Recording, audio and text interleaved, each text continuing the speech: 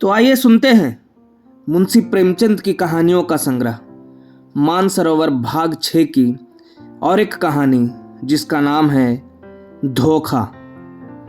सती कुंड में खिले हुए कमल वसंत के धीमे धीमे झोंकों से लहरा रहे थे और प्रातःकाल की मंद मंद सुनहरी किरणें उनसे मिल मिलकर मुस्कुराती थी। राजकुमारी प्रभा कुंड के किनारे हरी हरी घास पर खड़ी सुंदर पक्षियों का कलरव सुन रही थी।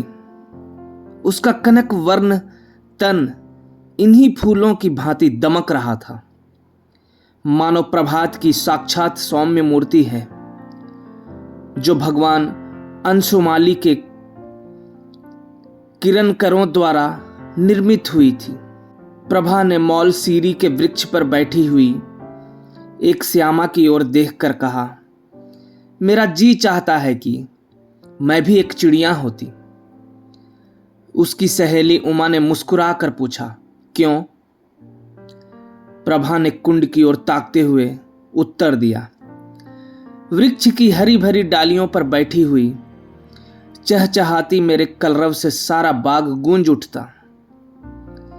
उमा ने छेड़ कर कहा, नौगढ़ की रानी ऐसी कितनी ही पक्षियों का गाना जब चाहे सुन सकती है।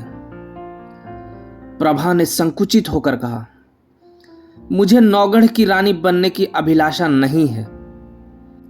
मेरे लिए किसी नदी का सुनसान किनारा चाहिए, एक वीणा और ऐसे ही सुंदर सुहावने पक्षियों के संगीत की मधुर ध्वनि में मेरे लिए सारे संसार का ऐश्वर्य भरा हुआ है। प्रभा का संगीत पर अपरिमित प्रेम था। वह बहुधा ऐसे ही सुख स्वप्न देखा करती थी।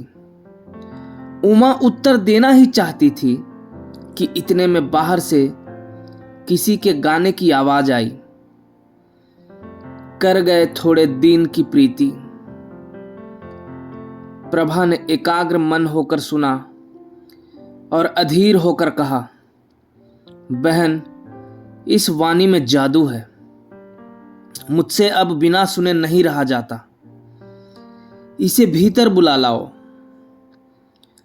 उस पर भी गीत का जादू असर कर रहा था। वह बोली, निस्संदेह ऐसा राग मैंने आज तक नहीं सुना। खिड़की खोलकर बुलाती हूं। थोड़ी देर में रागिया भीतर आया। सुंदर सजीले बदन का नौजवान था। नंगे पैर, नंगे सिर, कंधे पर एक मृग चर्म, शरीर पर एक गेरुआ वस्त्र, हाथों में एक सितार। मुखारविंद से तेज छिटक रहा था।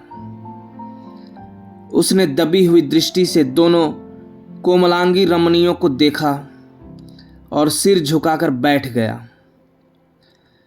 प्रभा ने झिझकती हुई आंखों से देखा और दृष्टि नीचे कर ली। उमा ने कहा, योगी जी, हमारे बड़े भाग्य थे कि आपके दर्शन हुए। हमको भी कोई पद सुनाकर कृतार्थ कीजिए। योगी ने सिर झुकाकर उत्तर दिया, हम योगी लोग नारायण का भजन करते हैं। ऐसे ऐसे दरबारों में हम भला क्या गा सकते हैं, पर आपकी इच्छा है तो सुनिए। कर गए थोड़े दिन की प्रीति, कहाँ वह प्रीति, कहाँ यह बिछरन, कहाँ मधुबन की रीति। कर गए थोड़े दिन की प्रीति। योगी का रसीला करुण स्वर, सितार का सुमधुर निनाद, उस पर गीत का माधुर्य प्रभा को बेसुध किए देता था। इसका रसज्ञ स्वभाव और उसका मधुर रसीला गान अपूर्व संयोग था। जिस भांति सितार की ध्वनि गगन मंडल में प्रतिध्वनित हो रही थी, उसी भांति प्रभा के हृदय में लहरों की हिलोरें उठ रही थी। वे भावनाएं जो अब तक शांत थी जाग पड़ी। हृदय सुख स्वप्न देखने लगा। सती कुंड के कमल तिलिस्म की परियां बन बनकर मंडराते हुए भंवरों से कर जोड़कर सजल नयन हो कहते थे, कर गए थोड़े दीन की प्रीति।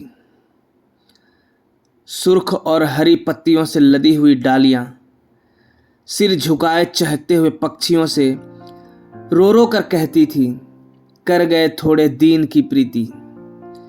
और राजकुमारी प्रभा का हृदय भी सितार की मस्तानी तान के साथ गूंजता था, कर गए थोड़े दीन की प्रीति।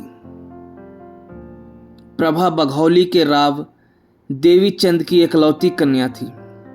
राव पुराने विचारों के रईस थे, कृष्ण की उपासना में लवलीन रहते थे।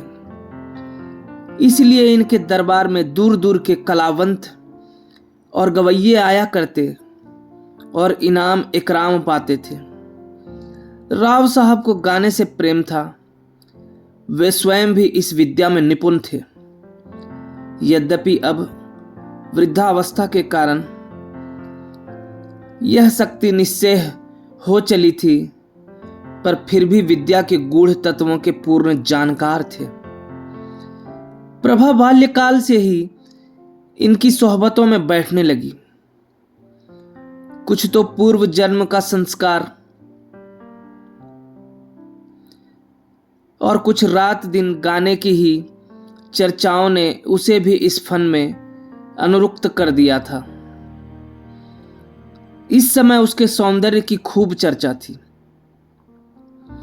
राव साहब ने नौगढ़ के नवयुवक और सुशील राजा हरिश्चंद्र से उसकी शादी तजवीज की थी। उभय पक्ष में तैयारियां हो रही थी। राजा हरिश्चंद्र मेयो कॉलेज अजमेर के विद्यार्थी और नई रोशनी के भक्त थे। उनकी आकांक्षा थी कि उन्हें एक बार राजकुमारी प्रभा से साक्षात होने और प्रेमालाप करने का अवसर दिया जाए, किंतु राव साहब इस प्रथा को दूषित समझते थे। प्रभा राजा हरिश्चंद्र के नवीन विचारों की चर्चा सुनकर इस संबंध से बहुत संतुष्ट न थी, पर जब से उसने इस प्रेममय युवा योगी का गाना सुना था, तब से तो वह उसी के ध्यान में डूबी रहती। उमा उसकी सहेली थी। इन दोनों के बीच कोई पर्दा न था, परंतु इस भेद को प्रभा ने उससे भी गुप्त रखा। उमा उसके स्वभाव से परिचित थी, ताड़ गई, परंतु उसने उपदेश करके इस अग्नि को भड़काना उचित न समझा। उसने सोचा कि थोड़े दिनों में यह अग्नि आप से आप शांत हो जाएगी। ऐसी लालसाओं का अंत प्रायः इसी तरह हो जाया करता है, किंतु उसका अनुमान गलत सिद्ध हुआ। योगी की वह मोहिनी मूर्ति कभी प्रभा की आंखों से ना उतरती। उसका मधुर राग प्रति क्षण उसके कानों में गूंजा करता। उसी कुंड के किनारे वह सिर झुकाए सारे दिन बैठी रहती। कल्पना में वही मधुर हृदयग्राही राग सुनती और वही योगी की मनोहारिणी मूर्ति देखती। कभी कभी उसे ऐसा भास होता कि बाहर से यह आवाज आ रही है। वह चौंक पड़ती और तृष्णा से प्रेरित होकर वाटिका की चार दीवारी तक जाती और वहां से निराश होकर लौट आती। फिर आप ही विचार करती, यह मेरी क्या दशा है, मुझे यह क्या हो गया है। मैं हिंदू कन्या हूं, माता पिता जिसे सौंप दे उसकी दासी बनकर रहना धर्म है। मुझे तन मन से उसकी सेवा करनी चाहिए। किसी अन्य पुरुष का ध्यान तक मन में लाना मेरे लिए पाप है। आह, यह कलुषित हृदय लेकर मैं किस मुंह से पति के पास जाऊंगी। इन कानों से क्यों कर प्रणय की बातें सुन सकूंगी, जो मेरे लिए व्यंग से भी अधिक कर्णकटु होंगी। इन पापी नेत्रों से वह प्यारी प्यारी चितवन कैसे देख सकूंगी, जो मेरे लिए वज्र से भी हृदय भेदी होगा। इस गले में वे मृदुल प्रेम बाहु पड़ेंगे, जो लौह दंड से भी अधिक भारी और कठोर होंगे। प्यारे, तुम मेरे हृदय मंदिर से निकल जाओ। यह स्थान तुम्हारे योग्य नहीं। मेरा वश होता तो तुम्हें हृदय की सेज पर सुलाती, परंतु मैं धर्म की रस्सियों में बंधी हूं। इस तरह 1 महीना बीत गया। ब्याह के दिन निकट आते जाते थे और प्रभा का कमल सा मुख कुम्हलाया जाता था। कभी कभी विरह वेदना एवं विचार विप्लव से व्याकुल होकर उसका चित्त चाहता कि सती कुंड की गोद में शांति लूं, किंतु राव साहब इस शोक में जान ही दे देंगे। यह विचार कर वह रुक जाती। सोचती, मैं उनकी जीवन सर्वस्व हूं। मुझ अभाग्नि को उन्होंने किस लाड प्यार से पाला है। मैं ही उनके जीवन का आधार और अंतकाल की आशा हूं। नहीं, यूं प्राण देकर उनकी आशाओं की हत्या न करूंगी। मेरे हृदय पर चाहे जो बीते, उन्हें न कुढ़ाऊंगी। प्रभा का एक योगी गवैये के पीछे उन्मत्त हो जाना कुछ शोभा नहीं देता।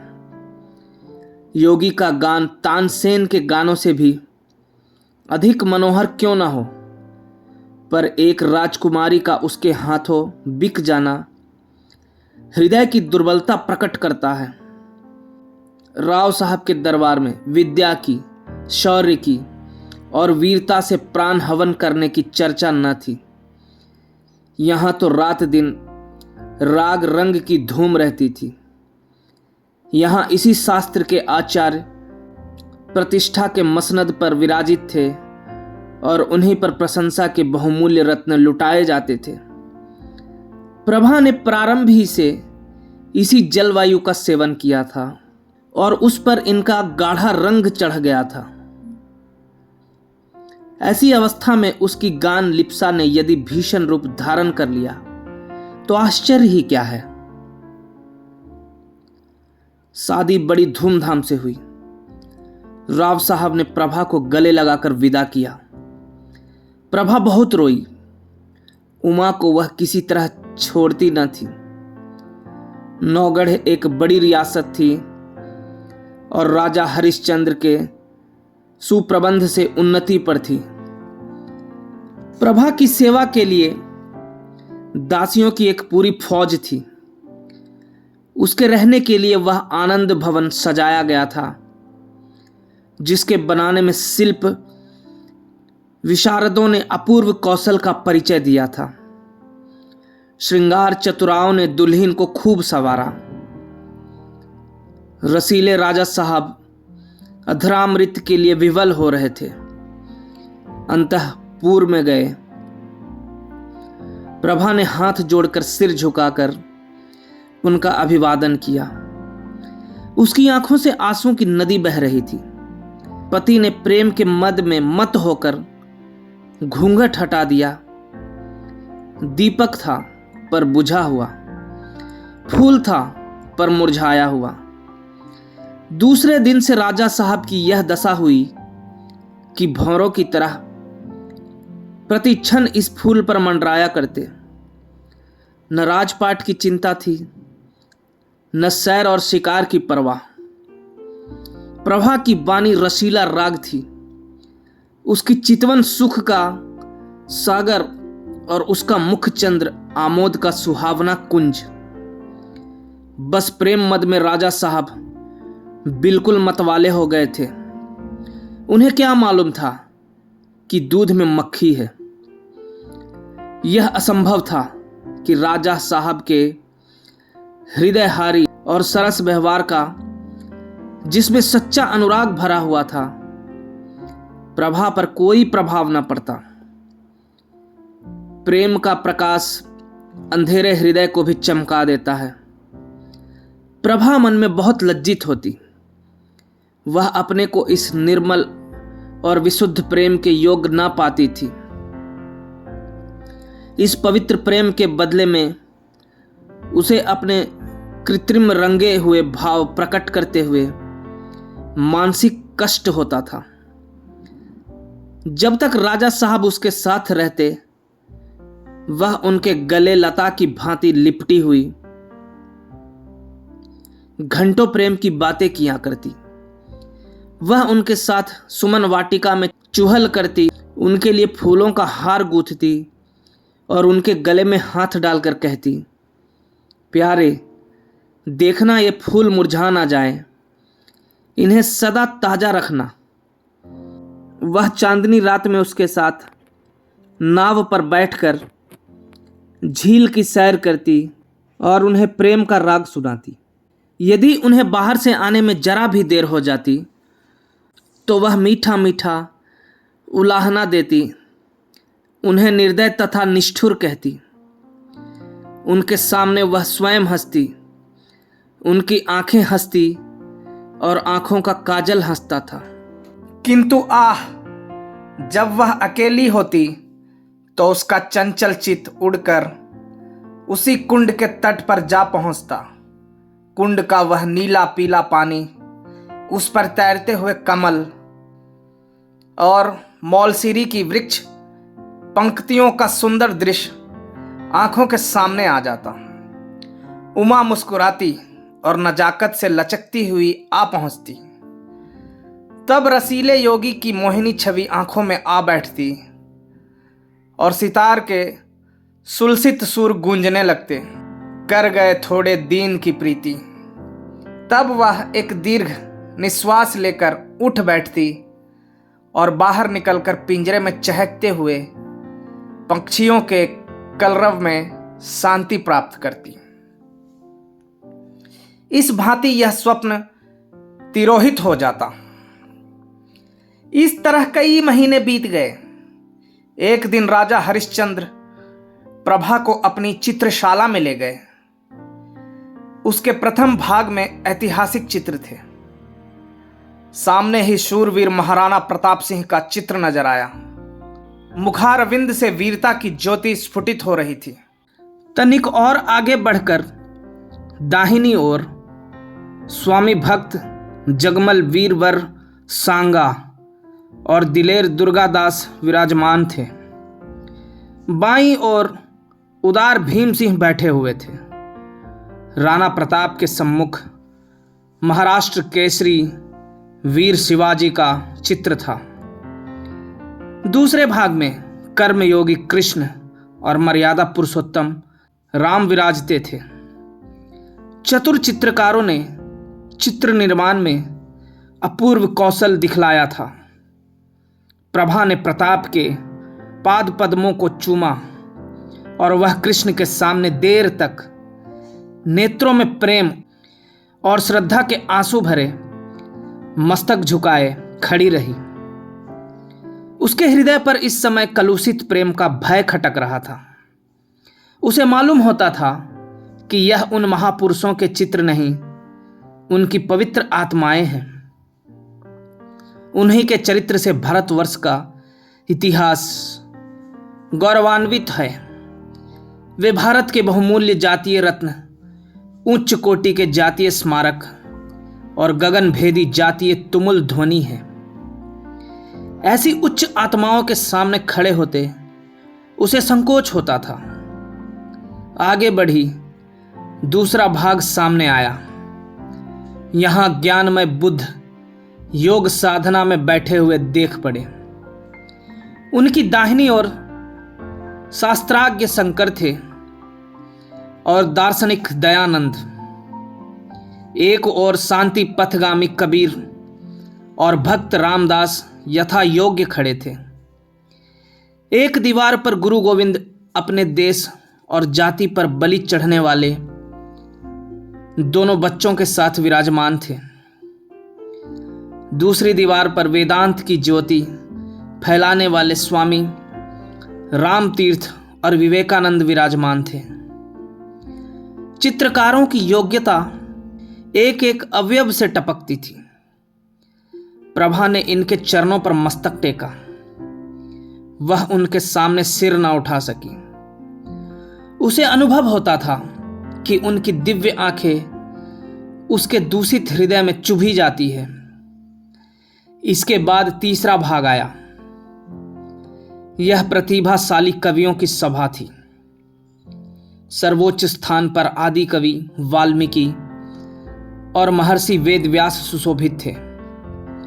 दाहिनी ओर श्रृंगार रस के अद्वितीय कवि कालिदास थे। बाईं तरफ गंभीर भावों से पूर्ण भवभूति निकट ही भर्तृहरि अपने संतोषाश्रम में बैठे हुए थे।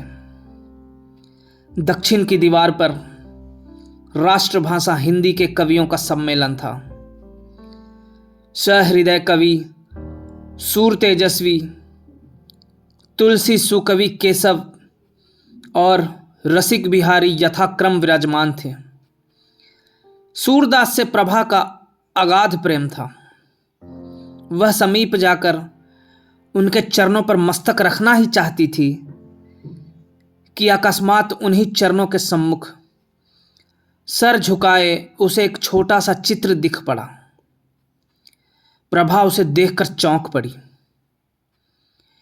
यह वही चित्र था जो उसके हृदय पट पर खींचा हुआ था। वह खुलकर उसकी तरफ ताक न सकी। दबी हुई आंखों से देखने लगी।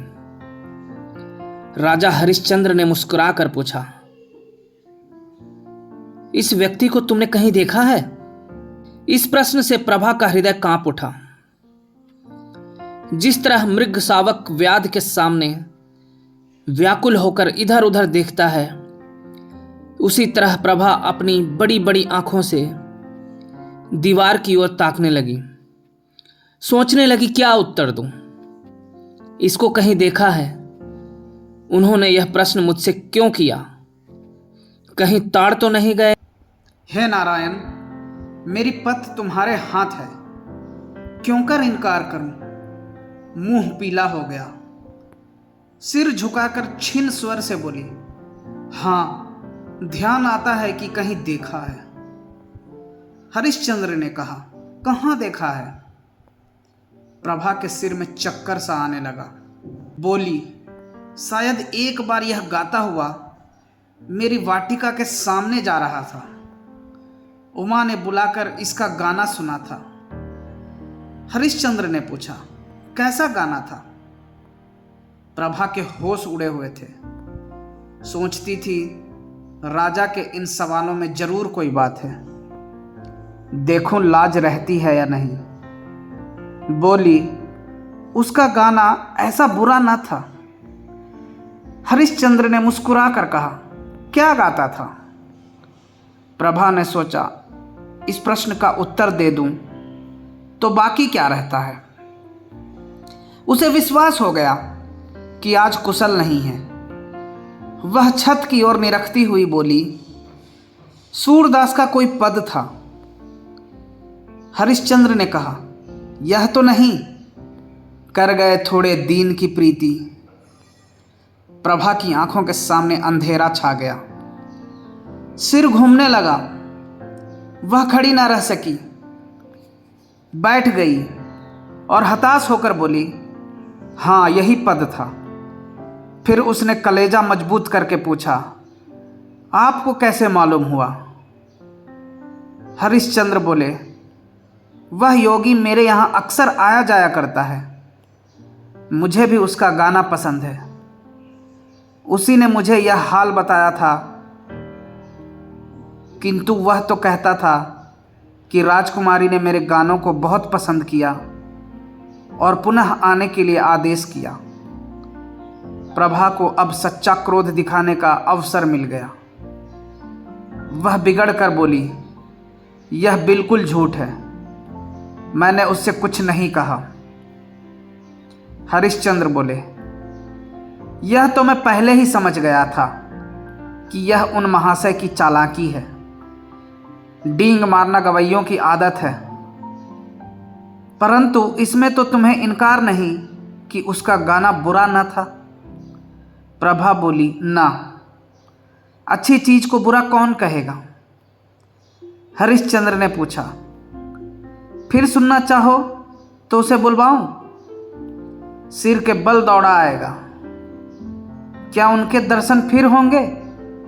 इस आशा से प्रभा का मुखमंडल विकसित हो गया। परंतु इन कई महीनों की लगातार कोशिश से जिस बात को भुलाने में वह किंचित सफल हो चुकी थी, उसके फिर नवीन हो जाने का भय हुआ। बोली, इस समय गाना सुनने को मेरा जी नहीं चाहता। राजा ने कहा, यह मैं ना मानूंगा कि तुम और गाना नहीं सुनना चाहती। मैं उसे अभी बुलाए लाता हूं। यह कहकर राजा हरिश्चंद्र तीर की तरह कमरे से बाहर निकल गए। प्रभा उन्हें रोक न सकी। वह बड़ी चिंता में डूबी खड़ी थी। हृदय में खुशी और रंज की लहरें बारी बारी से उठती थी। मुश्किल से 10 मिनट बीते होंगे कि उसे सितार के मस्ताने सुर के साथ योगी की रसीली तान सुनाई दी, कर गए थोड़े दीन की प्रीति। वही हृदयग्राही राग था, वही हृदय भेदी प्रभाव, वही मनोहरता और वही सब कुछ जो मन को मोह लेता है। एक क्षण में योगी की मोहिनी मूर्ति दिखाई दी।